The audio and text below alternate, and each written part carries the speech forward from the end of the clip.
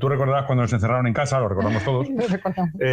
Y bueno, en aquel momento nosotros teníamos alumnos que estaban cursando aquí de forma presencial y claro, los tuvimos que mandar a casa, no teníamos más remedio, lógicamente.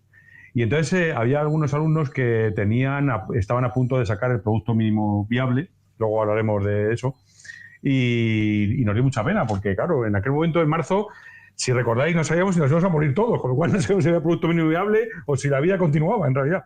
Entonces nos dio mucha pena y entonces empezamos en aquella explosión que hubo de webinars y de no sé qué, pues empezamos a hacer el nuestro, y es el martes del emprendimiento. Y desde entonces lo llevamos haciendo todos los martes, excepto agosto. Elegimos los martes en realidad porque nos parecía que era un día, bueno, que no es el lunes, que es duro, y el martes es como que hay que arrancar, ¿no? Entonces, bueno, decidimos el martes, entre otras cosas porque había mayor audiencia los martes. También hay que decirlo.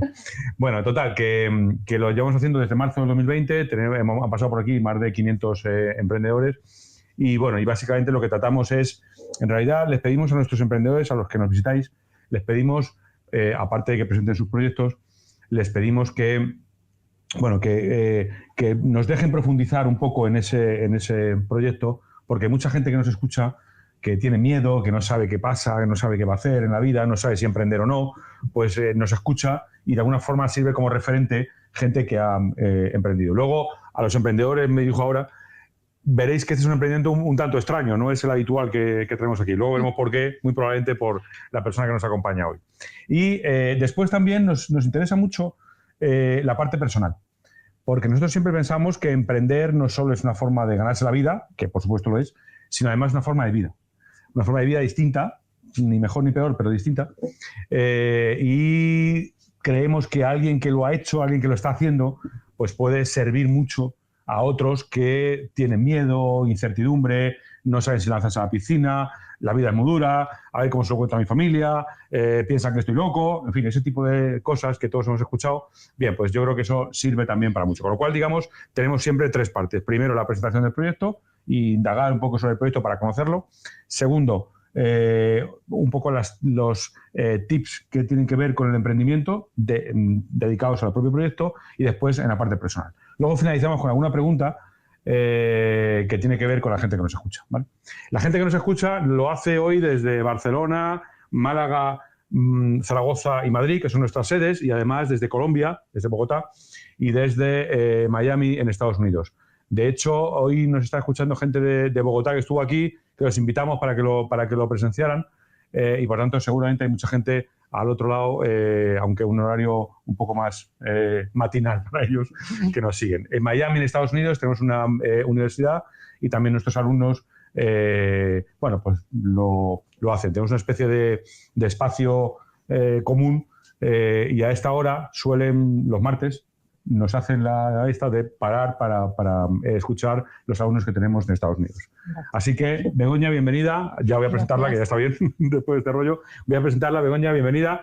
Y como decía, es un emprendimiento un tanto especial, porque no es, digamos, la persona habitual que traemos como emprendedora. Tiene un currículum espectacular, licenciada en Derecho en la Universidad de Granada, y ha sido miembro del Consejo Consultivo de la Junta de Andalucía durante un montón de años. Muchos. O sea que consultivamente sabes mucho.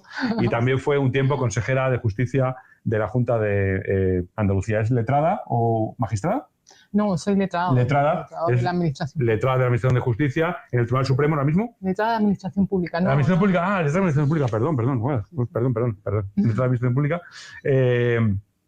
Y ahora mismo estás en... Ahora pues en trámite de excedencia. O sea, estás emprendiendo. Estoy emprendiendo. Vale, pues eso decía yo. Esta pregunta yo sé dónde estaba, pero la quería hacer para dejar claro que alguien que en este momento que tiene un trabajo normal, digamos, bueno, normal dentro de lo que se puede ser normal, en esas carreras y en esas profesiones tan difíciles dentro de la administración, pues que de repente decide una excedencia donde no se cobra, no se cobra, y decide volcarse en un proyecto de emprendimiento. O sea, esa es la primera experiencia que yo quería contar hoy, porque en realidad los emprendedores que nos visitan habitualmente son gente, digamos, con una trayectoria profesional mucho menos importante que la tuya, y tomar la decisión, Begoña, de repente dejar todo, pillarte una excedencia y dedicarte al emprendimiento, tiene mucho mérito, ¿eh? Bueno, Tiene mucho mérito. un poco de insensatez, ¿no? También. Bueno, no sé, insensatez también, sí puede ser. Lucidad, quizá, Bueno, pero- venga, vamos a ir con ese esquema que te contaba antes. Cuéntanos qué es tu proyecto que se llama SOIFI. Soy Pero en realidad es un acrónimo Exacto. de un nombre inglés. Sí. Pues venga, cuéntanos qué es SOIFI. Pues SOIFI es una empresa de impacto social y lo lleva ya en su nombre, es Social Impact Fighting for Equality. Es un nombre largo porque quiere precisamente reflejar lo que es, ¿no? Que es una lucha por que los valores sociales y el respeto a los derechos humanos se trasladen a toda la sociedad. Qué bonito eso, ¿eh? Y que todos seamos corresponsables en la solución de determinados problemas que tenemos, ¿no? Precisamente por mi trayectoria, que ha sido una trayectoria pues muy ligada al mundo jurídico, pues muy ligada a la violencia y a las soluciones de la violencia, Ajá. pues sí me di cuenta de que la violencia no era un problema de la administración pública, no era un problema de jueces, no era un problema de policías, era un problema de todos, ¿no? Y eso llevaba tipo dándome vueltas en la cabeza. Luego, pues en el tiempo que estuve en el gobierno, puse en práctica un programa de prevención, precisamente prevención de determinadas violencias, la violencia de género, el bullying, la delincuencia juvenil. Llegó a 25.000 alumnos y realmente cuando recibí los feedbacks de esos alumnos fue impactante porque decían que era lo único útil que habían aprendido en su vida, con lo cual decía, bueno, a ver qué estamos haciendo mal o no saben muy bien qué es el resto útil que han aprendido o esto realmente se lo llevaban en su mochila y lo veían como una herramienta para la vida. Por eso la idea de crear una empresa de impacto social que diera herramientas para la vida. Ya hay mucha normativa, no tanto normativa obligatoria, que también hablaré de ella porque la hay, sino también había mucho derecho blando, lo que se dice el soft law de la Unión Europea. Las recomendaciones de la Unión Europea ya hablaban de que toda la formación tiene que ir acompañada de herramientas para la vida, que es importantísimo, pero bueno, como sabemos, pues las cosas calan en el momento que tienen que calar, ¿no? Así que, bueno, pues decidimos, hablé con un entorno que yo sabía que iba a ser muy receptivo a esta idea y decidimos, pues, este salto mortal, porque la verdad es que cuando lo cuento me dice la gente, tú estás loca completamente, haber dejado tu puesto. Yo ahora actualmente era, jefa de los servicios jurídicos de la Abogacía Provincial de la Diputación de Granada, así que bueno, pues dejar un trabajo fijo, un sueldo seguro, digamos. Claro, que te llega todos los meses por esta pelea, esta locura, esto de poner en marcha algo tan nuevo y tan innovador que muchas veces pues cuesta trabajo explicar. Vale, pues vamos a explicarlo, para eso estamos aquí. Venga, hemos creado un fondo de impacto social que básicamente una empresa de impacto social que básicamente lo que busca es enseñar a la sociedad cosas.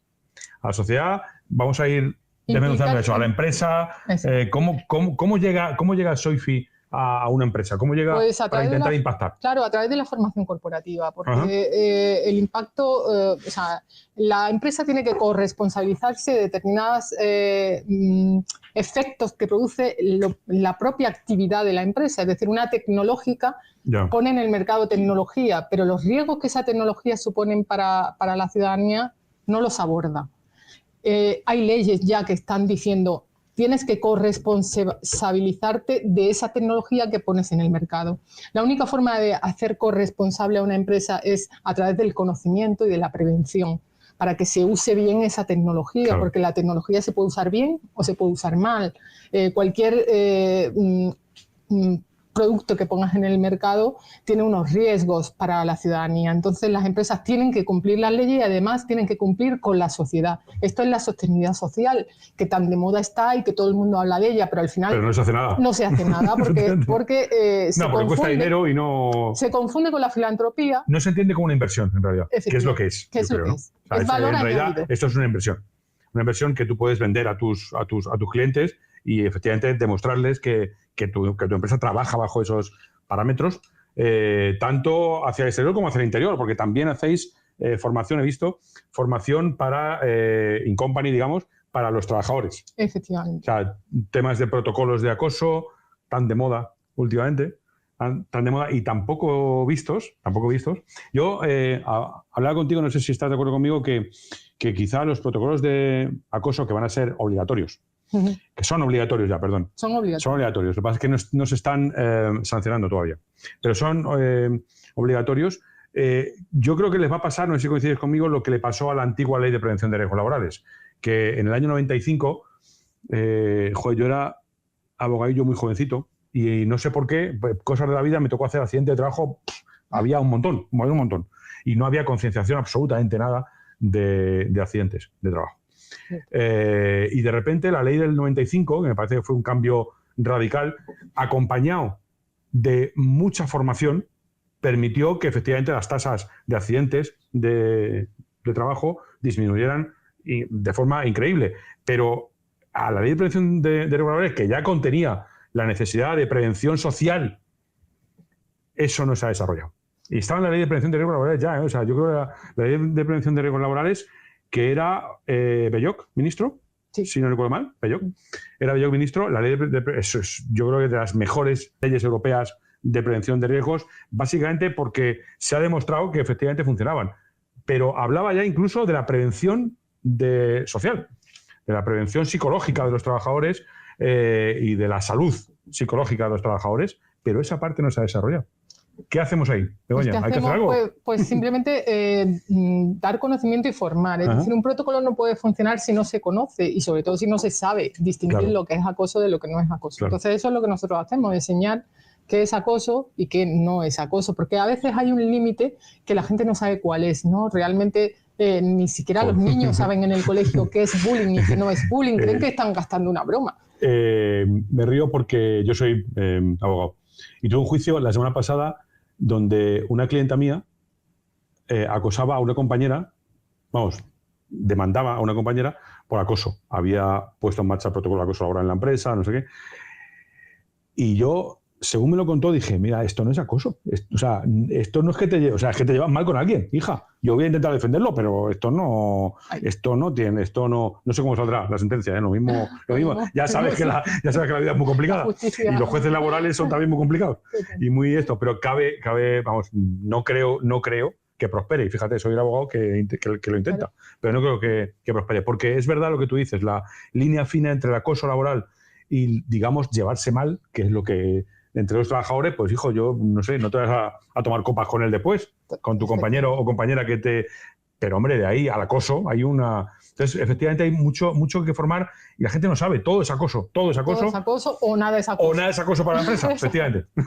O nada es acoso o todo es acoso. Hay que trabajar mucho, o sea, no... Ajá. Y entonces eso Soifi lo hace también, lo ofrece, digamos. Claro, nosotros ofrecemos formación para todos los empleados de las empresas, también de las administraciones, para que sepan distinguir las violencias, conocerlas y distinguirlas y prevenirlas, porque la base es la prevención. La sostenibilidad se está interpretando mal. Realmente la base de la sostenibilidad es la prevención, porque plantar árboles cuando pues el bosque no lo hemos cargado, hablando claramente, pues eso no es sostenibilidad, eso es reparación, eso es restauración. Pero la prevención es lo que es sostenibilidad, es decir, vamos a enseñar a no talar indiscriminadamente. Claro, si enseñamos a que no hay que talar determinados árboles y cuáles sí se pueden talar y cuáles no, entonces sí estamos realmente haciendo un mundo sostenible. Lo mismo pasa con la formación, vamos a enseñar qué es acoso y qué no es acoso. Entonces habrá muchas personas que individualmente digan, esto yo no lo voy a hacer porque estoy seguro de que esto es acoso, o esto que estoy haciendo es violencia de género y yo no lo sabía y soy un agresor y me identifico como un agresor cuando conozco cuáles son los parámetros de la violencia de género, o una mujer que cree que es víctima a lo mejor se da cuenta de que no lo es. Es decir, es que la formación es la clave para es decir, prevenir. Entiendo que Soifi tiene, digamos, dos partes. Una formación, efectivamente, pero permíteme que te pregunte una cosa. Tiene, antes que eso, una parte de evangelización, en realidad, porque hay que explicar a los alumnos, trabajadores o personas o ciudadanos, y a las empresas qué está pasando y qué, porque muchas veces ni se les ocurre, Bueno, yo creo que los números hablan solos, ¿eh? También Ya, es que sí. lo que pasa es que hemos aprendido a mirar hacia otro lado y a normalizar determinadas Ya. cosas que no se pueden normalizar. Entonces, los números están ahí. 1 de cada 3 niños sufre ciberacoso. Cada 7 minutos muere un adolescente en el mundo por una causa de violencia. 1 de cada 3 mujeres ha podido sufrir algún tipo de violencia contra la mujer. 1 de cada 5 niñas ha podido ser víctima de abusos sexuales. Estamos hablando de números muy contrastados, ¿eh? No es que lo diga yo aquí, sino que están contrastados por estudios, contrastados por Naciones Unidas y por los estudios más autorizados. Es decir, que estamos hablando de un nivel de violencia. Begoña, me encanta hablar de esto con alguien con tanta experiencia como tú y con tantos conocimientos, porque joder, la violencia de género, vamos a hablar un segundo de la violencia de género, que es violencia de género, no se llama de otra forma, es violencia de género, que ejerce el hombre contra la mujer. O sea, vamos a dejarlo claro. Sí, sí. Además es que es evidente, es que no sé cómo se puede negar, no entiendo cómo se puede negar, porque es que el hombre es 1000 veces más fuerte que la mujer y por tanto ejerce esa violencia, ¿no? ¿Cómo podemos luchar contra eso, de verdad? O sea, aparte de grandes palabras y manifestaciones y ponernos en la puerta que también está bien, ¿eh? En la puerta cuando matan a... Bueno, yo creo que también está bien porque visibiliza, ¿no? Pero ¿qué se puede hacer? O sea, esto... ya sabes, hay como dos tendencias siempre, ¿no? La posibilidad de, digamos, atajar esto vía legislativa, vía penal. O sea, vamos a endurecer el Código Penal otra vez más. O vamos a formar. Vamos a prevenir. No tengo ninguna duda cuál está, claro. Pero me gustaría profundizar en eso porque se habla poco de esto y únicamente cuando hay cualquier violencia es Código Penal, vamos a modificar el Código Penal y para adelante. Y ya está. Y nos olvidamos 2 minutos después. 2 minutos después nos olvidamos. Así es. Y no trabajamos en la prevención. Así es. Vale, eso está claro. ¿Pero qué podemos hacer de verdad? Podemos hacer, pues, poner sobre la mesa que la prevención no es algo opcional, que es obligatorio. Y que además es obligatorio para las administraciones, que son las que se hacen la foto en la puerta, pero luego le llevas un programa de prevención y no lo hacen. Es verdad. Es decir, no podemos permitir que haya violencia en el deporte y que salgan todas las autoridades al día siguiente de un problema de violencia, pues en el deporte de base o en cualquier tipo de deporte, diciendo hay que erradicar, pero luego no inviertan ni un euro en erradicar o en prevenir esa violencia o en formar contra la violencia. Entonces hay que, como tú dices, primero hacer mucha pedagogía y decir, bueno, vamos a ver, si queremos realmente acabar con esto, ¿por qué la violencia de género dicen, bueno, es que no acaba ni siquiera con la ley? Pues claro, porque no se ha hecho prevención. Claro, entonces, si no haces prevención, la cultura es la misma. Bueno, pues que además, para los que tenemos alguna formación jurídica, ya sabemos que la ley tampoco es capaz de prevenir. Pues es como si decimos que el Código Penal no sirve, porque sigue habiendo asesinatos. Exactamente, pues eso es. Es lo mismo. Eso es. Vale. Se nos va un poco ahí, se nos va en nuestra parte más filosófico, guión política, y en la parte jurídica, se nos va los dos. Vamos a hablar un poquito sobre el emprendimiento. SOIFI, por tanto, lo que hace es eso, pero Begoña, en palabras que hemos tenido hace un ratito un foro de inversión, en palabras de otro chico es, ¿quién paga esta fiesta? Bueno, ¿Quién paga a SOIFI? Ahora mismo nosotros hemos tenido... ¿A quién queremos que pague a SOIFI o quién paga a SOIFI? Ahora mismo hemos tenido confianza de una entidad bancaria, que no sé si se puede decir el nombre. Sí, hombre, por supuesto, puede decir lo que quieras. Caixa Andalucía, que sí confió en nosotros y nos dio un poco de oxígeno y luego también nos dio esa impulso para decir, oye, lo que estamos haciendo realmente puede ser una empresa viable, escalable y transformadora. Innovadora también, porque aquí la innovación, parece que toda la innovación son las tecnológicas y estamos muy equivocados, que ya sabemos que la OCDE ha dicho claramente que innovación no es solamente tecnología, sino que es incorporar soluciones nuevas a problemas reales. Y eso es lo que nosotros hacemos, incorporar una solución nueva, que es la cultura de la prevención, una infraestructura. Estamos haciendo una infraestructura, como los trenes, como una infraestructura nueva, que es la de la prevención.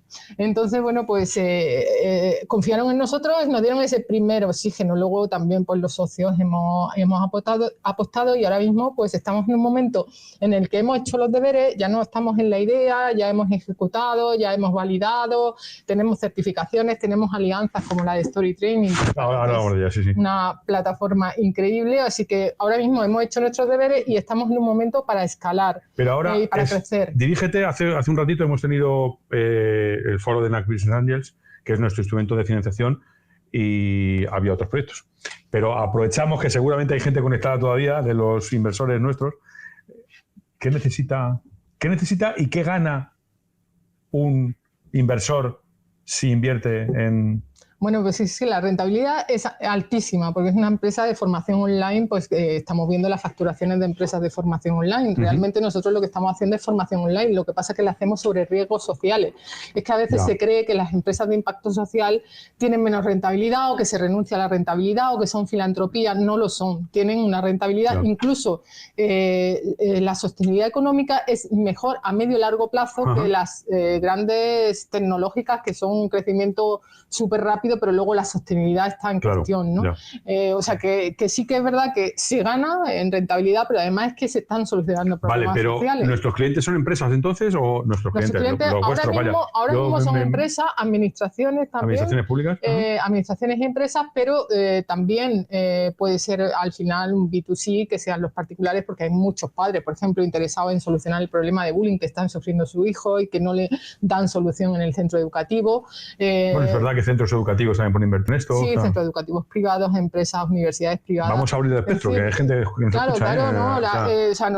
Además hay un cumplimiento normativo, como habíamos hablado, por ejemplo, en España tenemos una ley increíble que prácticamente no se conoce, que es la Ley Orgánica de Protección Integral a la Infancia y la Adolescencia a la que colaboraste en su Claro, yo fui ponente en el Consejo Consultivo de la Ley Homóloga Andaluza, que es la Ley de la Infancia y la Juventud, y claro, cuando yo vi esa ley dije, bueno, esta ley, después de la Ley de la Dependencia, creo que puede ser la ley más social que tenemos sobre la mesa. Es una ley que implica a todos obligatoriamente en la prevención de la violencia contra la infancia y la juventud. Es decir, todas las personas que trabajen para o con menores tienen que tener esta formación de prevención de la violencia. Tienen que saber detectar las violencias que sufren los niños, los adolescentes, tienen que saber detectarlas para comunicarlas, para notificarlas.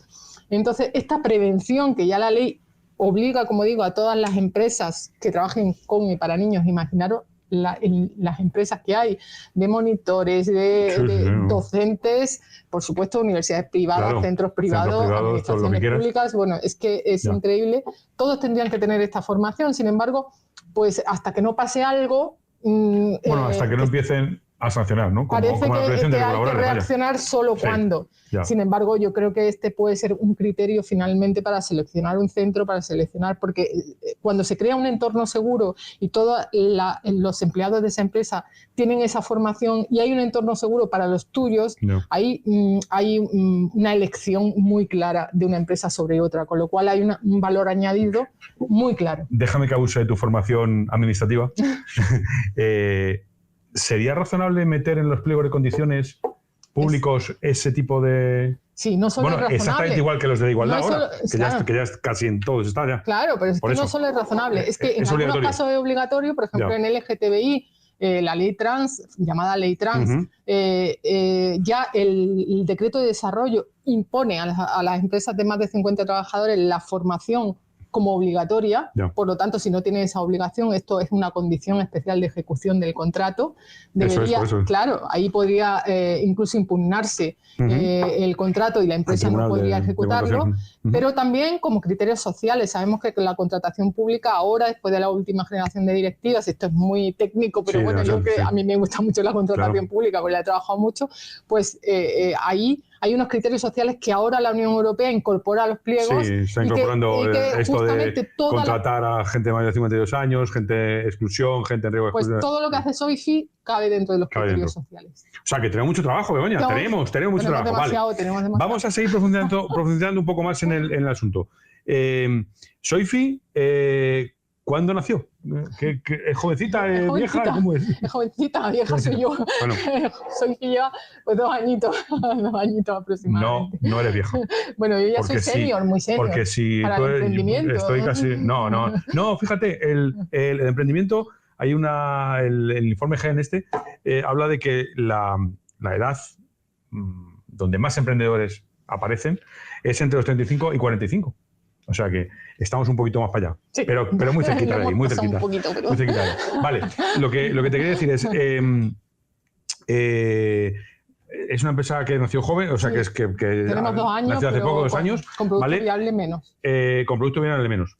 ¿Y en este momento en qué estamos? Pues mira, nosotros, como te decía, hemos hecho ya todos los deberes, nosotros nos pasamos ya de la idea, nosotros ya hemos testado el producto, lo hemos vendido, tenemos alianzas importantes con empresas, con administraciones, convenios firmados con la Federación Española de Municipios, con la Universidad de Granada, hemos trabajado proyectos y programas con el Consejo General del Poder Judicial y, tenemos certificados todos los cursos por una agencia dependiente de Naciones Unidas. Es decir, todas las alianzas... Tenemos todo preparado, o sea, lo que nos falta son clientes. Estamos en ello, no es que no nos falten, tenemos, pero sí tenemos, creemos, clientes, exactamente, pero sí creo que es que tenemos un mercado tan grande y tan inabarcable que es el momento de crecer muchísimo.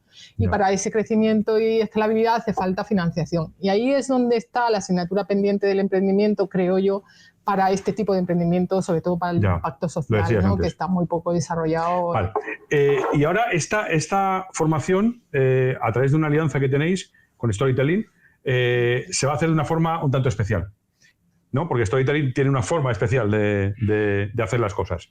Nos acompaña hoy Juan Mateo, que, joder, estar entre grandes a mí me da un poco apuro, que yo no sé qué pinto aquí hoy, porque Juan Mateo, Juan, si te vienes un poquito con nosotros para contar efectivamente cómo es la alianza, porque Juan, que le conocemos, un grande de esto, un grande, ya digo que no sé qué hago aquí hoy, así que me voy a retirar un poquito para no ocultar. ¿Cómo hacéis en Storytelling, que yo sé lo que hacéis, y cómo hacéis las formaciones en relación con Soifi?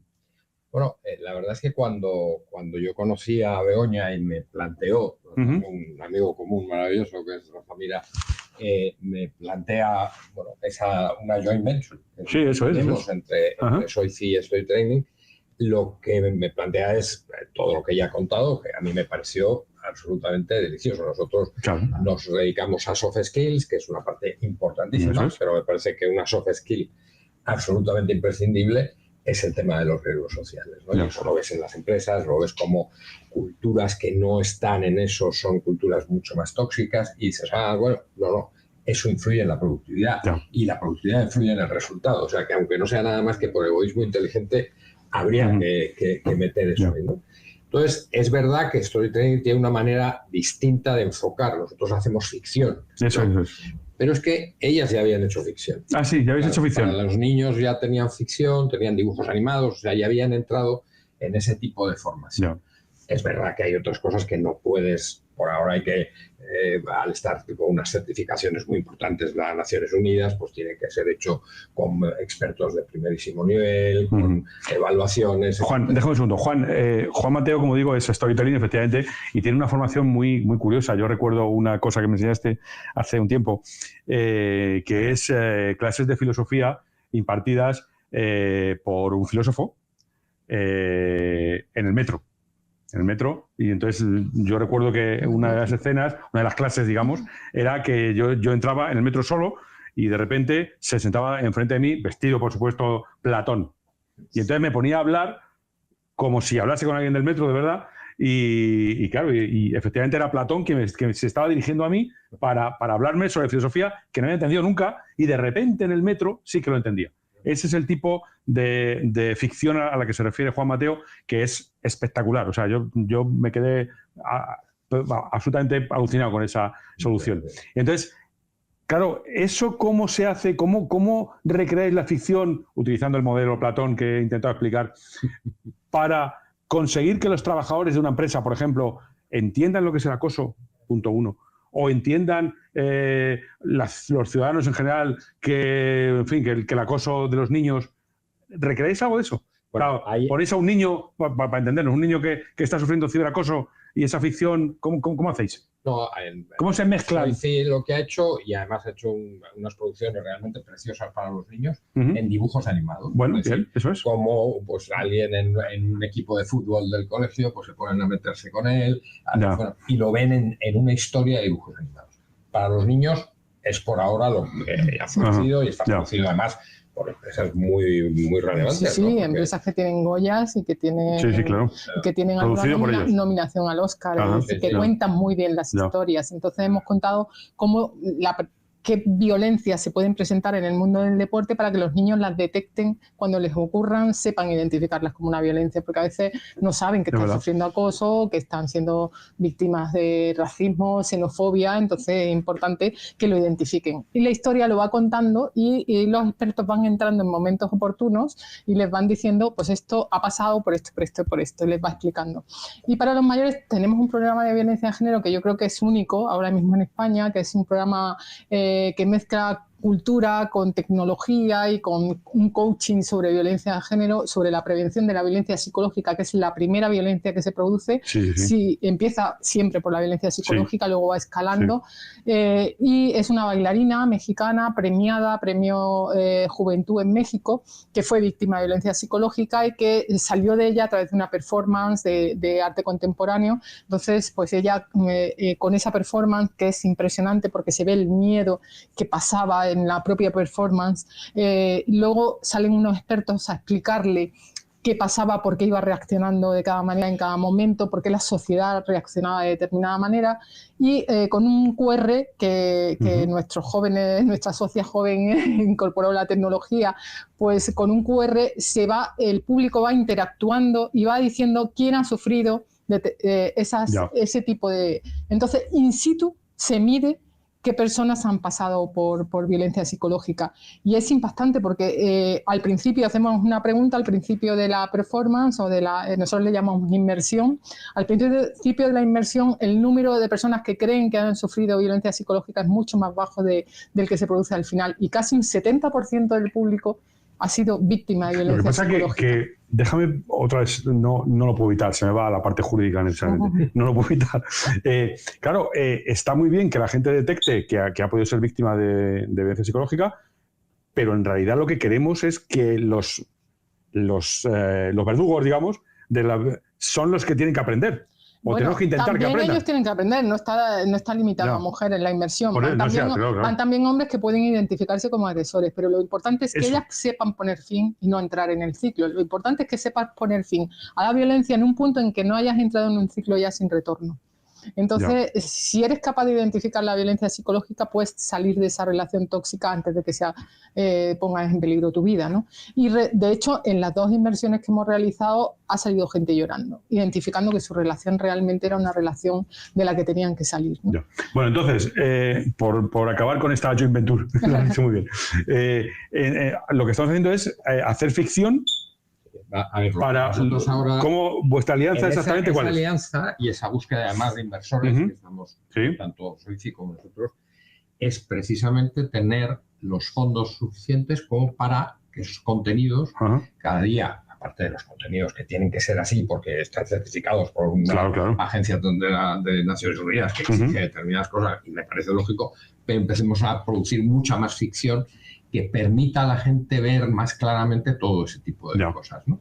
Entonces, al final ahí, como estaba diciendo Begoña, lo que tienes es una escalabilidad inmensa. O sea, realmente el mercado es infinito, pero no es el mercado solamente en este país. O sea, estamos hablando con gente de Latinoamérica, por ejemplo, y nos están diciendo, oye, traerlo para acá porque eso es un gran problema en Latinoamérica. Imagínate, qué gran problema con el tema de violencia de género o cualquier país de este tipo. La música, qué peligro. Entonces, realmente ahí es donde estamos unidos para conseguir esos fondos, porque es un mercado enormemente escalable para una empresa como la nuestra y porque creemos que los inversores pueden ver en esto 2 cosas. Una, nosotros estamos muy en relación con gente joven. Una de las cosas que se está viendo ya desde hace tiempo, la gente va a comprar productos de las empresas que sean socialmente responsables. De las demás van a dejar de... O sea, una de las razones de hacerte cliente o de dejar de ser cliente es que estas prevenciones estén o no estén dentro de la organización, ¿no? Y con lo cual es necesario, Claro, quiero decir que no es solamente una... Modelo, pliego de condiciones, lo hablábamos antes. Somos una ONG que nos dedicamos a charla. No. Esto es evidente que es un negocio, pero es un negocio que afecta a una parte importantísima, que es la parte social, y que ninguna empresa puede dar la espalda en estos momentos porque sería un error gravísimo.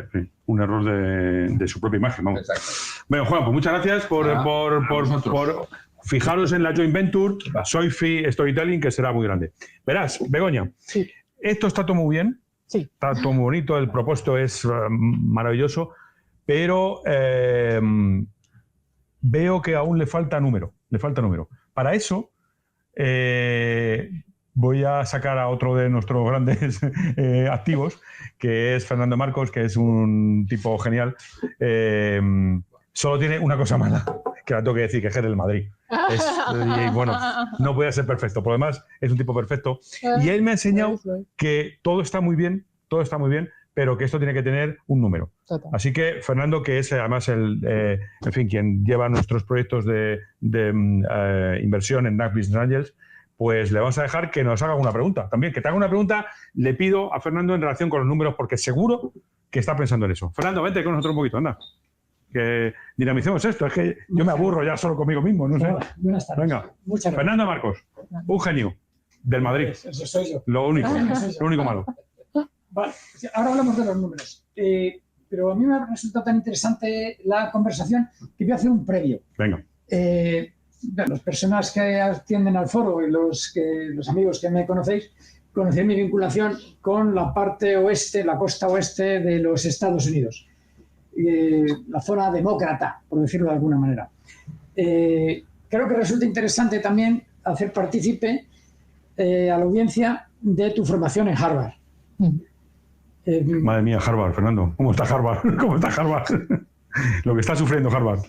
No sé quién acaba ganando esa batalla, ¿eh? Yo lo tengo claro. Ganará Harvard, seguro. Bueno, yo creo que es... Pero bueno, está las espadas en alto en este momento. Creo que se ha equivocado de enemigo, pero no, esa es una conversación. ¿Qué supuso tu formación en Harvard en cuanto a la sostenibilidad y cómo te afectó en la parte personal, que es lo que le interesa a la audiencia, digamos, ese punto de inflexión en tu vida profesional? ¿Cómo afecta Harvard en Begoña? Pues claramente fue el detonante de que fuera emprendedora, porque bueno, yo estaba haciendo una formación para mujeres en consejos de administración. Bueno, se necesitan más mujeres en los consejos de la empresa. Yo ya había sido consejera de Cetursa, Sierra Nevada, y me llamaron para hacer un programa de consejos de administración. Allí empezaron a hablar de sostenibilidad, de ESG. Dije, bueno, ¿dónde me voy a formar mejor que en Harvard? Pues Harvard. Y allí pues dije, bueno, es que la sostenibilidad social es la clave realmente. O sea, en Estados Unidos es completamente lo contrario. Ya ha pasado la época de la sostenibilidad ambiental y están en la sostenibilidad social. Una empresa que se dedicaba solamente a hacer protocolos para prevenir la violencia en campus universitarios obtuvo $100 millones, pero inmediatamente por un fondo. Es decir, es todo lo contrario de lo que ocurre aquí. Para mí fue un detonante porque me di cuenta que se podían solucionar problemas sociales. Mi vis social es clara, no la puedo ocultar, que se podía hacer desde la rentabilidad, se podía hacer desde una empresa, y ahí fue donde claramente dije, bueno, pues voy adelante, porque este es el futuro. Al final las empresas van a tener valor añadido si contribuyen a resolver problemas sociales, y si no, no lo van a tener. Y en los próximos 10 años lo que toca es sostenibilidad social, porque además se está viendo en la Unión Europea. La Unión Europea, la directiva CSRD, cualquier normativa, la ASD para las tecnológicas, es decir, toda la normativa va en torno a obligar a que todos seamos corresponsables de los problemas sociales, y las empresas las primeras.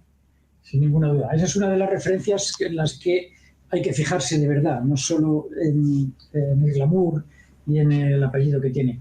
De todas formas, yo soy más partidario de la costa oeste. O sea, yo mi Berkeley, mi Stanford... No me las toquen. Me parece un soporte importante. Lo siguiente me interesaría es, ¿por qué crees tú que estos temas en empresas de propósito social, de inquietud, están consideradas como de segundo nivel? O sea, ¿por qué no tienen esa consideración que tienen, por ejemplo, en Estados Unidos?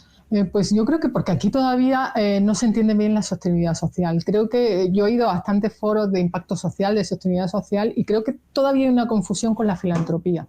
O sea, realmente no es lo mismo la filantropía, en la que una empresa hace el bien. No es hacer el bien, es incorporar a tu estrategia un compromiso con la sociedad. Y esto en Estados Unidos está muy asumido, pero aquí en España todavía se cree que la sostenibilidad social o la responsabilidad social es: voy a participar en 3 proyectos en África que hace falta porque hay una pobreza extrema, o voy a dar una donación.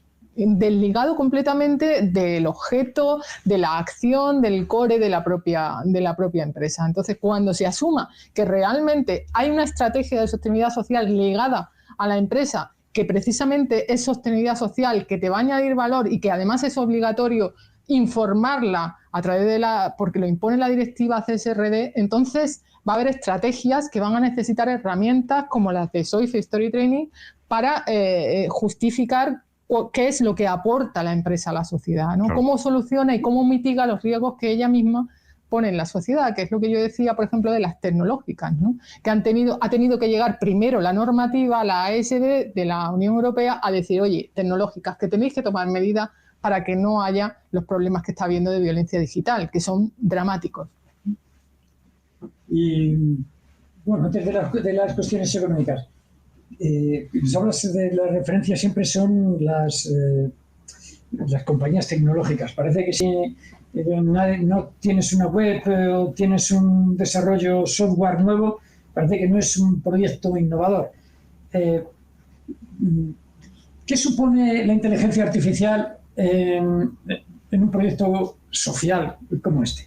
Pues para nosotros es la gran oportunidad, porque es que la inteligencia artificial no va a ser sostenible sin nosotros. Es decir, la inteligencia artificial tiene que darse cuenta todas las empresas que ponen inteligencia artificial al servicio de la ciudadanía, que hay una gran brecha entre lo que es el desarrollo de la inteligencia artificial y el conocimiento que tiene la ciudadanía sobre esa inteligencia artificial, cómo usarla, cómo detectar cuando abusan de ella o cuando estás en peligro realmente porque se está cometiendo un delito. Entonces, esa brecha cada vez aumenta más porque la inteligencia artificial va a una velocidad increíble y la ciudadanía cada vez tiene menos herramientas para defenderse, con lo cual necesitan esta formación que nosotros damos, que es una formación que ya, como digo, empieza a ser obligatoria por la Unión Europea, pero es una formación para saber cuándo hay buen uso y cuándo hay abuso y para crear entornos seguros digitales donde sepas moverte. Lo que falta en el entorno digital son semáforos. Ahora mismo es un mundo en el que se mueven sin semáforos, sin señales de tráfico, es un caos. Nosotros queremos ponerle las señales de tráfico. Aquí sí, aquí no, y aquí hay peligro, ¿no? Y aquí hay que saber usar conscientemente. Por eso ponemos programas formativos que además nos gusta que sean individuales y sean online porque crean tu propia conciencia social, tu propio sentido crítico sobre lo que estás estudiando. Cuando se hace un programa, que también toda formación es buena, pero cuando hay un programa que es para mucha gente, ocurre que siempre hay dinámicas y roles, siempre está el que hace... Pues ya con uno que haya hecho qué aburrimiento o esto me van a enseñar a mí o tal, ya hay 5 que se han contagiado y que no atienden a esa formación. Sin embargo, cuando lo haces tú contigo mismo, empiezas a asumir qué peligros te vas a ir encontrando y cuando te los encuentres te va a saltar una alarma. Y entonces será el momento en que habrá habido un aprendizaje y una asunción personal de los peligros y los riesgos que estás sufriendo enfrentándote a la inteligencia artificial, a la tecnología o a cualquier otro entorno inseguro. Bueno, yo tuve un coach en mi vida profesional del que aprendí que el nivel de una conversación lo marca el que escucha. Y en este aspecto que he aprendido de ti, desde que te conozco, creo que el nivel de la agresión, de la ofensa, la marca el que la recibe. Efectivamente. Esto para mí ha sido extraordinariamente sorpresivo porque yo creo que yo he sido de los que he estado del otro lado. O sea, yo era de los que hablaba cuando no debía, lo sigo haciendo, y de los que ofendía innecesariamente. Como me has hecho la mención a los números, ya te tengo, me veo obligado. Bueno, aunque no has venido... Hombre, obligado tampoco, en fin. Que se puede entender mal en este contexto que estamos hablando, lo de obligado. Así que no estás obligado, eres libre para hacerlo. Forzado peor todavía. Vamos a ver. No jodas, que acabo mal.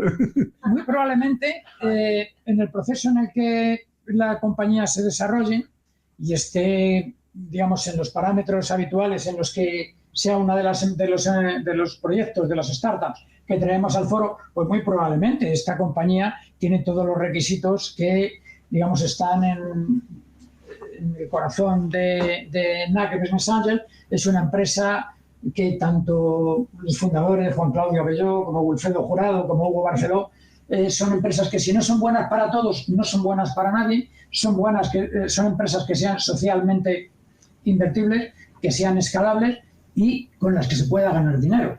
Porque, aunque alguna vez me ha recriminado, insisto en que esto no somos los franciscanos, nos gusta ganar dinero, tenemos ese vicio.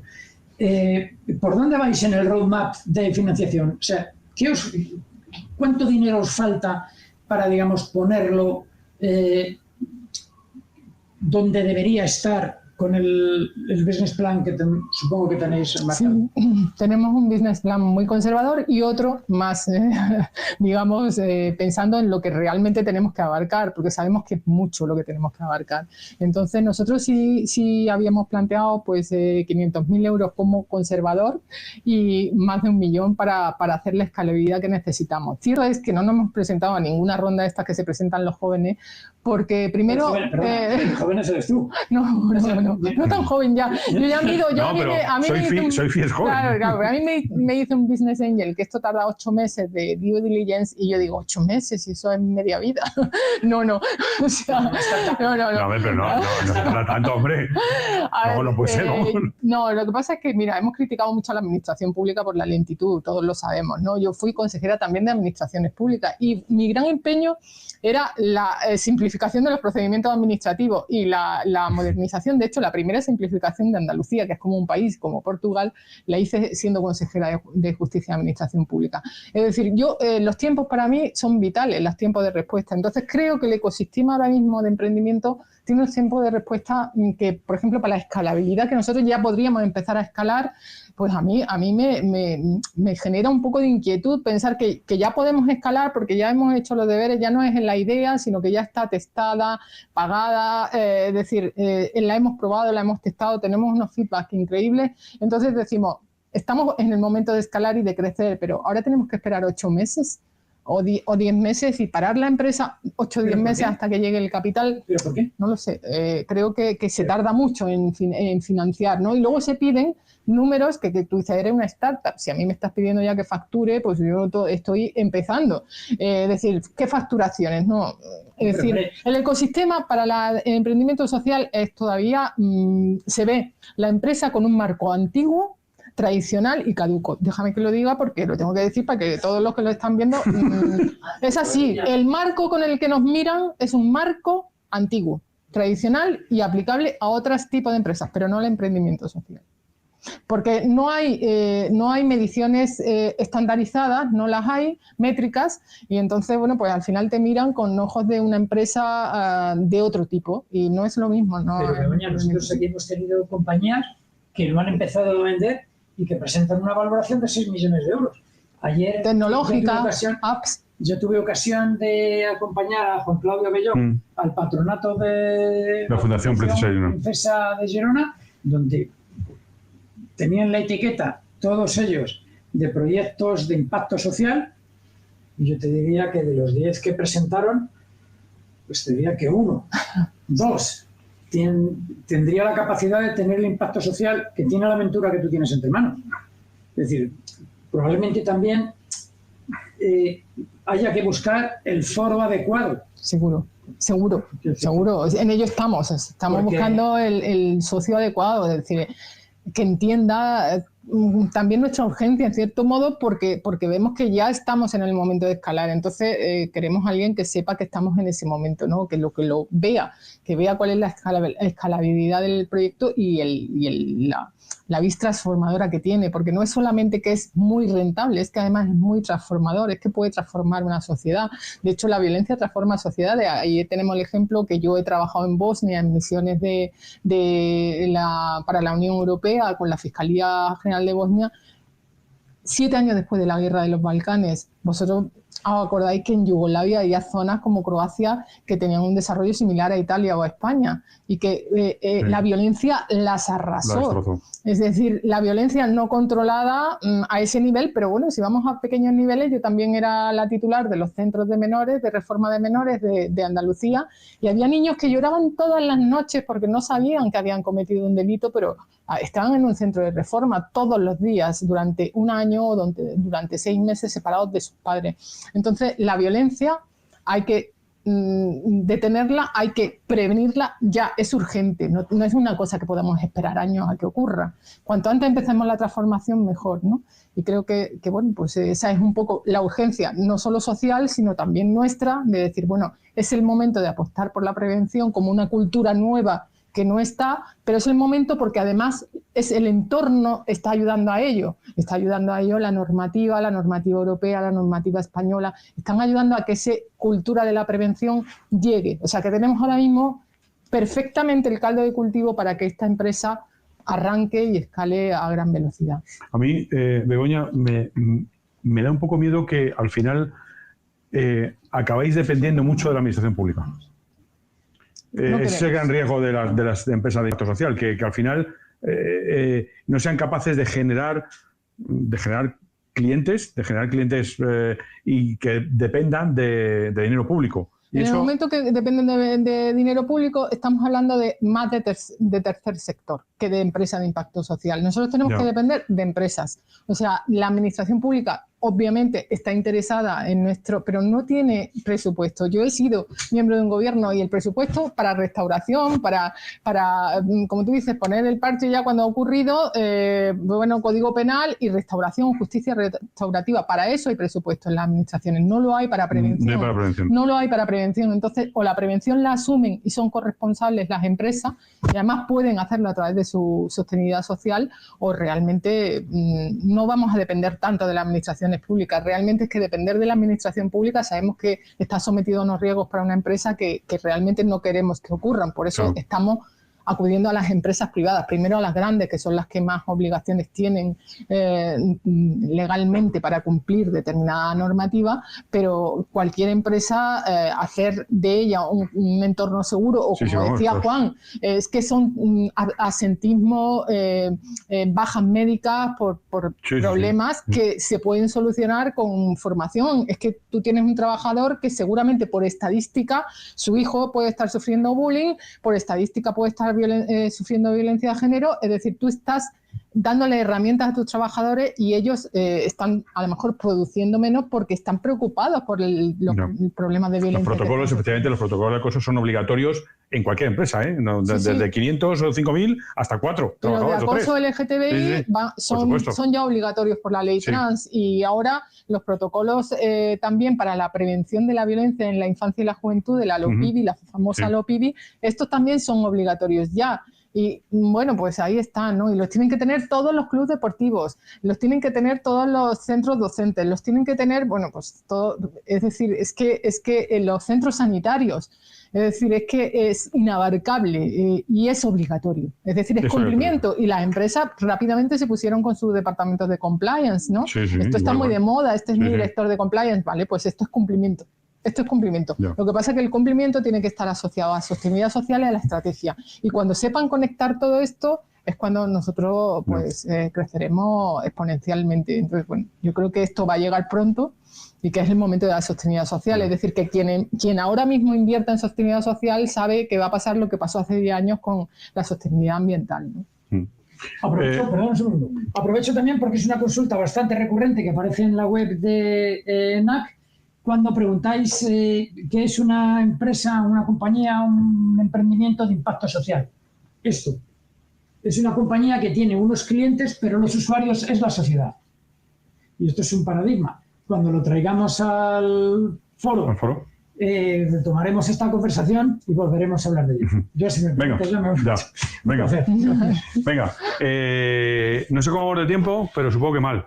Se nos ha pasado todo. Yo quería contar un entre poco grandes se pasa el tiempo muy rápido, muy rápido. Bueno, te dije al principio que ya habíamos hablado un poco de todo y nos faltan las dos preguntas que nosotros hacemos siempre a la gente que nos acompaña. Que, como digo, van muy dirigidas a la gente que nos escucha, ¿no? Esta gente que está pensando en emprender, no le da miedo, que pensarán, se ha vuelto loca, como te decían a ti, etcétera, ¿no? Y las dos preguntas son: una, ¿dónde ves a tu proyecto y dónde te ves tú en los próximos 10 años? Hacemos esta pregunta porque siempre pensamos que los emprendedores tienen que tener un horizonte. Porque si no, el día a día, que supongo que lo habrás comprobado ya contigo misma, el día a día vas ahí haciendo lo que puedes cada día, menos te vas a casa pensando que tienes que haber hecho 240 cosas más. Esto nos pasa a todos. Pero nosotros pensamos que una parte importante de un emprendedor, para diferenciarla probablemente del autoempleo, es efectivamente tener un rumbo claro y un objetivo claro. Y eso queremos visibilizarlo en la gente que ya estáis en ello, para la gente que nos escucha. Por tanto, ¿dónde ves tu proyecto dentro de 10 años y dónde te ves tú? Que a veces no tienen por qué caminar juntos. Por eso hacemos la pregunta doble. Yo sí que me veo en Soifi y yo veo dentro de 10 años que esta empresa va a ser, Soifi Story Training va a ser un referente absoluto. Yo creo que las empresas grandes nos van a llamar para hacer programas a medida, para solucionar problemas sociales que ellos tienen en su misión, en su visión, y yo creo que no vamos a ser nosotros los que busquemos, sino que vamos a ser directamente el apoyo de las grandes empresas, ¿no? Y de las pequeñas, porque todas las culturas van calando y van capilarizando, al final van llegando a lo pequeño. Yo creo que sí que vamos a ser el gran referente, somos los primeros que hemos empezado, tenemos grandes alianzas, estamos certificados, estamos validados y creo que bueno, pues referentes seguro. ¿Y te ves dirigiéndolo? Me veo dirigiéndolo. Es decir, que no vas a volver a la administración, o sea, esta pregunta tiene un doble matiz, no vas a volver a la administración pública. No, voy a volver a la administración pública porque ya he pasado por todo lo que se podía pasar. El Estado se pierde una buena funcionaria, ya seguro. He pasado por ahí y bueno, pues la verdad es que ha sido precioso, yo he disfrutado cada responsabilidad y la he vivido a 100%. Creo que he transformado desde donde estaba lo que podía, así que ahora pues me toca transformar desde aquí. Y la verdad es que es apasionante, lo que pasa es que es verdad que es muy duro, por lo que dice una amiga mía, te pones el traje de Mortadelo y Filemón y tienes que hacer todo, ¿no? O sea, ahora me cambio y soy el tal, ahora me cambio y soy el cual, ¿no? Y si lo mismo tienes que mandar 18 correos que tienes que hacer tal. Pero bueno, es algo muy bonito y realmente merece la pena. Desde luego yo creo que merece la pena. Es verdad que se necesita coraje y valentía, mucha, y que si no se tiene, pues mejor no hacerlo. Vale, y ya casi lo has dicho. La última pregunta que hacemos siempre es un consejo a los emprendedores que nos escuchan. Nos escuchan emprendedores de todo tipo, pero especialmente gente que tiene una idea en la cabeza, que está empezando, que no sabe muy bien por dónde tirar, que tiene problemas, que le pueden los problemas del día a día, que cuando llegue final de mes no sé si va a poder pagar la paga y de sus trabajadores, del uno o de los dos trabajadores que puede tener, están empezando. ¿Qué consejo darías a un emprendedor de ese tipo que empieza, que nace? Pues al que nace, que se asesore muy bien, que teste muy bien el producto, que sepa pivotarlo, que sepa cambiar si ve que no encaja bien su producto. Pero vamos, yo sobre todo es que me da pena porque he estado en contacto con los emprendedores, ¿verdad? Con el emprendimiento en Andalucía, que hay una agencia de emprendimiento, la agencia de Andaluza, y dan unos premios de emprendimiento y me puse en contacto con los emprendedores que habíamos tenido un premio hace 3-4 años y el 50% habían cerrado ya. Claro. Quiero decir, ahí hay algo que falla, no se puede premiar a alguien porque tiene una idea estupenda y luego en 3 años que haya desaparecido. Entonces es fundamental buscar asesoramiento de personas como Fernando, con experiencia y que te puedan decir realmente si vale la pena todo lo que tienes que sufrir con ese proyecto, ¿no? Porque realmente lanzarte al vacío pues es bastante complejo. Además no valen éxitos pasados, aquí no vale nada, o sea, aquí vale trabajo no 24/7 como trabajaba yo en la administración, que yo siempre he sido la pringada que llegaba a 24/7. Pero esto es que es 36, 18, tienes que multiplicar las horas y tienes que multiplicar los días, no sabes cómo.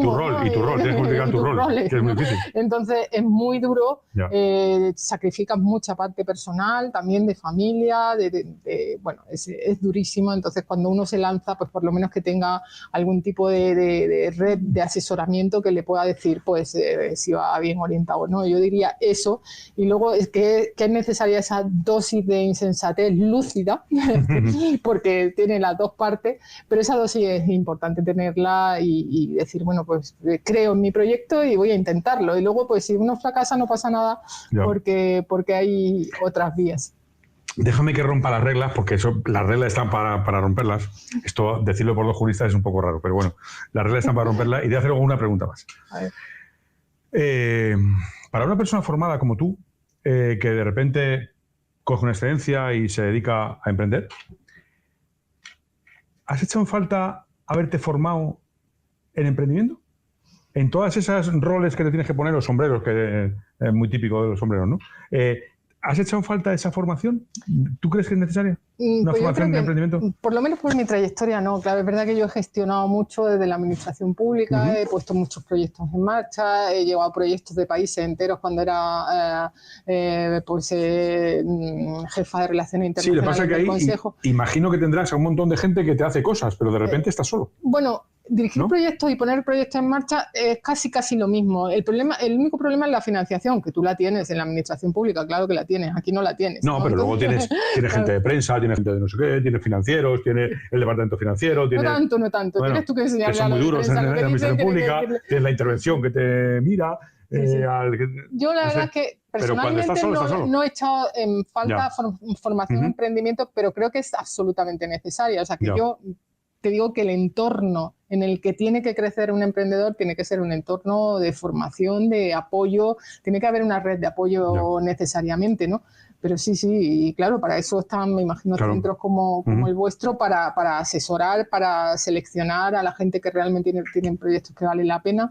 Y claro, para la gente joven, desde luego, lo veo fundamental. También para los mayores, que yo no digo que no lo haya necesitado, pero sí que es verdad que he tenido otras facetas en las que he tenido que pelear muchos proyectos y finalmente este es pelear un proyecto más pelear una financiación, ¿no? Pero sí he peleado proyectos propios que... La administración... Que solo te creías tú, vamos. Sí, la administración es muy dura. La administración también es muy dura, aunque la gente piense que un gobierno realmente poner en marcha un proyecto, siempre tienes yo decía un ejemplo, tú vas a poner una farola y tienes los amigos de los que piensan que el ladrillo se va a perjudicar, los de la palomita que pasa que tampoco puede perjudicarse con la farola. En fin, que al final poner un proyecto en marcha es una apuesta personal que al final te quema muchas veces, con lo cual pues he pasado por la pelea de proyectos incluso en contra de gente de tu propio gobierno que no los veía, ¿no? Entonces, claro, pelear, sí. O sea, yo ya tengo la pelea. En eso tenemos también una coincidencia, en eso también nos ha pasado. Bueno, pues muchísimas gracias, se nos ha pasado muy rápido. Estar entre grandes se pasa muy rápido, así que muchísimas gracias por estar con nosotros. Begoña, muchísimas gracias tanto a Juan como a Fernando, que son otros dos grandes. Así que, en fin, no sé si he estado a la altura, pero he intentado. Totalmente. Y muchísimas gracias a todos los que nos escuchan, nos han escuchado tanto aquí físicamente como en nuestras sedes, como decía antes, de Barcelona, Málaga, Zaragoza y Madrid. Y además a la gente de Bogotá, que nos está escuchando, mucha gente hoy en Bogotá nos está escuchando, y a la gente de la Universidad de San Colbe, Miami, y luego a mucha gente que nos sigue por todo el mundo. Y además, como hemos tenido Business Angels antes, hemos tenido el foro de inversión de Business Angels, seguro que algún inversor anda por ahí al que le podemos tocar a la puerta a ver si somos capaces de conseguir $500,000 de euros para que esto efectivamente sea realidad. Porque, Begoña, nos has enseñado hoy que se puede cambiar el mundo desde el emprendimiento. Y eso es maravilloso. Así que muchísimas gracias por tu experiencia, por tu conocimiento y por estar aquí en tu casa ya. Ya puedes venir. Cuando quieras puedes venir. Y aquí te ayudamos en lo que podamos y estás en tu casa. Así que muchísimas gracias a todos. Muchas gracias.